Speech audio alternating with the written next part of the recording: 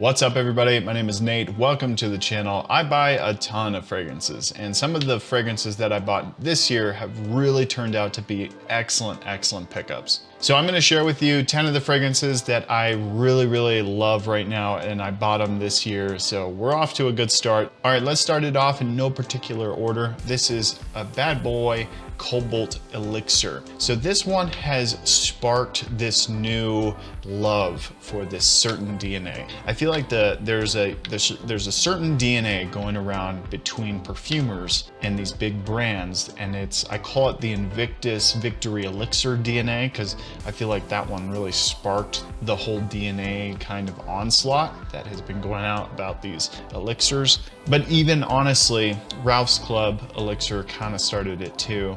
I don't really know where it came from, but the DNA is this really dark, sweet, vanillic, warm, balsamic, and you see it everywhere. You see it, any elixir that comes out, it's usually this really rich, warm vanilla, olibanum, kind of smoky, very sweet and resinous. And it's got like this lavender sweetness going on in here. But what I think is it's this DNA that has been just being modified and put in different bottles. And the color schemes kind of prove that too. They're all doing this like black with blue gradient. In the top, you have black pepper and sage. In the middle, you have truffle and woodsy notes. And in the base, you have vanilla and frankincense. I don't know, it's a conspiracy of mine, but anyway, this one has really kind of opened my eyes to the possibility of what that kind of DNA can do and be pleasant to myself. So this one has a truffle note in here. It's an earthy truffle note. And what I feel about it is it balances out all that rich amber vanillic sweetness in such a beautiful way that it's done excellent. So this one does have that earthy kind of feel to it, but I feel like it does it just perfectly, where it balances out all the sweetness that's going on in this kind of DNA. Just excellent stuff. It's still sweet, it's still bad boy, it's still got that bad boy Cobalt kind of thing going on, but it has that, you know, Invictus Victory Elixir DNA, that rich, warm, vanillic kind of tone in here, amber, but then that truffle comes in and balances it all out. That's just my thoughts on it, but this stuff is so excellent. I love wearing it. It's kind of a fall and wintertime kind of fragrance, but really excellent. Then the next one is a Neroli Portofino, kind of inspired by. This is Lazuli, and this is really good. The bottle looks absolutely spectacular. It's just this blue kind of style here, and yeah, it's just, look at the amazing attention to detail with that bottle. It's really good. The bottle is unique too, and it fits kind of well in the hand. All right, so I love this stuff. I bought this stuff recently, a couple months ago. I wore a bunch of Porto Neroli, which is another popular one. I can't show that one here on the channel anymore because companies are breaking down or cracking down on fragrance influencers who show bottles that look like the originals. They're technically calling it counterfeit products. So I can't show Neroli or Porto Neroli, so I'm not gonna. But this stuff is excellent. It's smooth and it smells so much more high quality. This one is as close as you can get to Neroli Portofino, allegedly, because it's so sexy, so citrus heavy. It's natural citrus too. I do perfumery as a hobby, and a lot of the natural ingredients that I have, like lemon, lime, you know, citruses and stuff, it smells like they just poured that into this. In the top, you have lemon, bergamot, mandarin orange, and bitter orange. In the mid, you have neroli and orange flower. And in the base, it's just amber. And yeah, you get the same kind of thing you would get with Neroli Portofino, but for a fraction of the price. All right, so another bad boy that I picked up this year was Nazia Silver. This stuff is excellent. It's warm and spicy with cinnamon. It's got this clove character in here. It's sandalwood. It's got some vanilla in here. This is inspired by Boss Bottled Intense, the Eau de Parfum version, the one that has been discontinued. Very good hype beast. But this stuff lasts for a very long time. I love the way it smells. It doesn't like, it's not like blows the other one out of the water per se, but it has a nice sophistication, Middle Eastern kind of style to the entire DNA, and it's done in such an excellent way. This kind of DNA can cater towards being a little bit more spicy and a little bit more, as they say, like Middle Eastern style with that like nice warm frankincense. Really, really great for the fall and the winter time.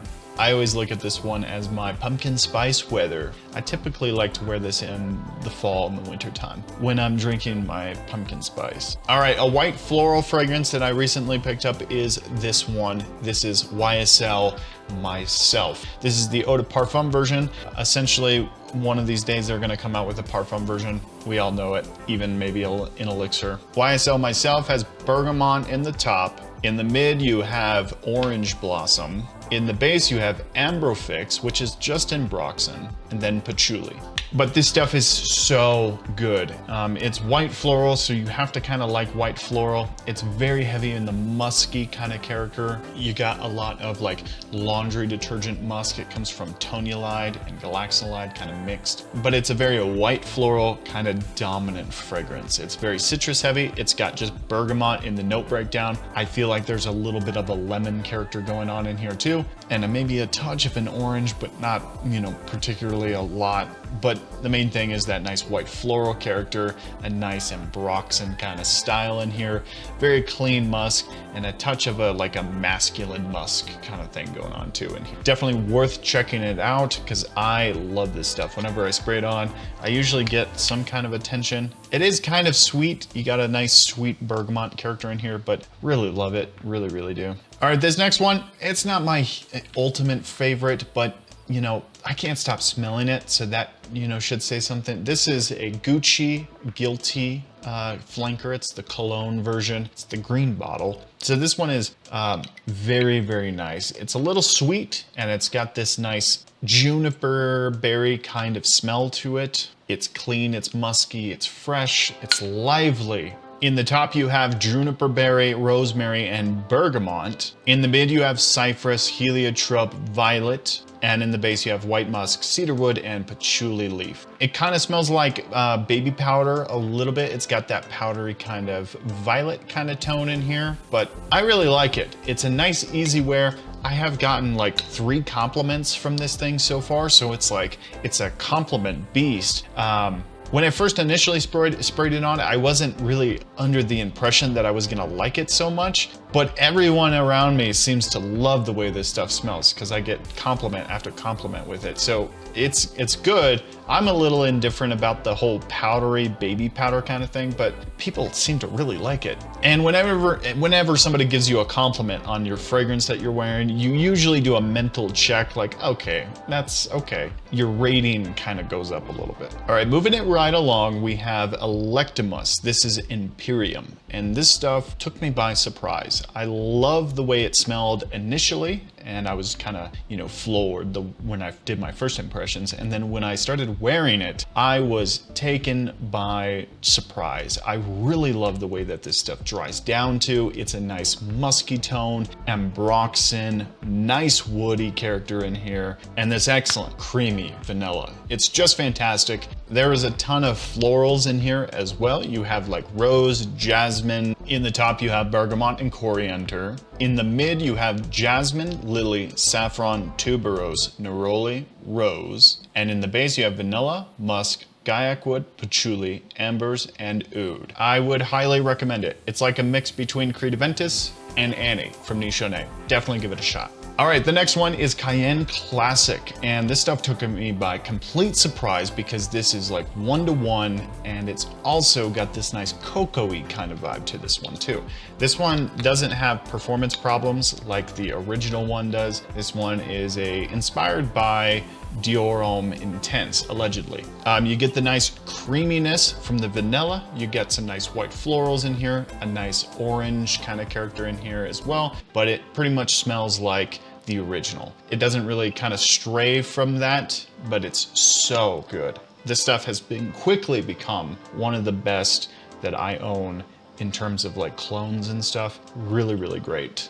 And the bottle's not too weird and stupid like a lot of the other clones are. I wish the companies would stop making bottles that replicate the exact original. It's getting stupid because I can't cover it here on the channel because of copyright stuff. All right, the next one, like a week ago, this was sent to me by Gersada themselves. And this one has like stumped me in terms of the Pegasus DNA. This one is like, if you mix Pegasus with Reflection Man, you kind of get something like this. So you have to kind of like both of those DNAs. You kind of have to like Pegasus and Reflection Man to really kind of love this one, but I am head over heels with this. It's very nice and musky and pink pepper. In the top, you have sage and cardamom, pink pepper and artemisian. In the mid, you have lavender, cinnamon, sandalwood, cedarwood, and leather. And in the base, you have vanilla, iris, tonka bean, patchouli, and some fern. And this woody character, the cedar wood in here, really stands out as something really noticeable in here. Excellent stuff here. This stuff lasts for a very long time. When I wore it, I was kind of overjoyed with how it formed. Pegasus doesn't really last all that long, so I was like kind of really happy with the performance one. Anyway, this is not sponsored by any means. You know, I have the bottle now, so I'm going to talk about it. I love the way it smells. Excellent stuff. And this is my kind of style of fragrance that I like to wear. So another one that's amazing that I picked up. This one was my birthday gift to myself. Happy birthday, me. It's not my birthday right now, but you know, I picked this one up back in February, and this is Oud for Happiness. And Oud for Happiness is a bit of an expensive fragrance, I get that. And I'm not really a big fan of its counterpart, the Oud for Greatness. And a lot of people know that. Oud for Happiness has bergamot and ginger at the top, giving it a nice freshness. In the mid, you have licorice, oud, and cedarwood. In the base, you have vanilla, musk, and herbal notes. But this one is really good. It has the kind of same, it's very kind of vanillic heavy. It's got this nice peppery kind of vibe in here. Very citrus heavy, very citrus forward. It's based around a lot of citruses and a lot of like airy and fresh and lively kind of things with the oud sprinkled in there to give it kind of a woody depth to it. It's not citrus, it's citrus oud, if that makes any sense whatsoever. Love it a lot. This is a very, very good fragrance in my opinion. It's vanillic, it's creamy, it's got this citrus character. It's a touch powdery, so if you don't get on the bandwagon of powderiness, it might be a little, I would say sample this one first. Do not blind buy this one. I blind bought it because I tried a sample of it, and I also had a clone of it, and that led me to buying it. So try it out, you know, before you blind buy it, but that's the only thing I would say about that. All right, then another one I recently picked up, and I'm wearing this one a lot because I do a lot of professional work. I'm a videographer by trade, photographer, that kind of thing. So I want to kind of stay fresh and clean, lively and bright. This is Beau de Jour by Tom Ford, and this is a professional, airy kind of fragrance. In the top, you have two different kinds of lavender, and in the mid, you have rosemary, oak moss, mint, basil, and geranium. And in the base, you have patchouli and amber. It's a classic fougere, what can I say? It's done in such an elegant way. It's very nice and green, herbal, patchouli, kind of this kind of nice airy and light kind of thing. Beau de Jour is like a staple in almost every classy gentleman's lineup that you need to get. But I'm loving it right now. It's one of the favorites. It doesn't last for a terribly long time. I'm sitting right around 4 hours with it, so it's not like beast mode, and I can't really recommend you get it if performance is a concern to you. But definitely give it a shot if you have like a Sephora or a Macy's around you. They have it everywhere, so maybe give it a shot. But it's kind of a old school, kind of classic kind of smell. Anyway, let me know in the comments down below what fragrances did you pick up this year that you're extremely excited about that I should know about. I would love to hear your thoughts in the comments down below. Thank you so much for watching the video, everyone. We'll see you next time.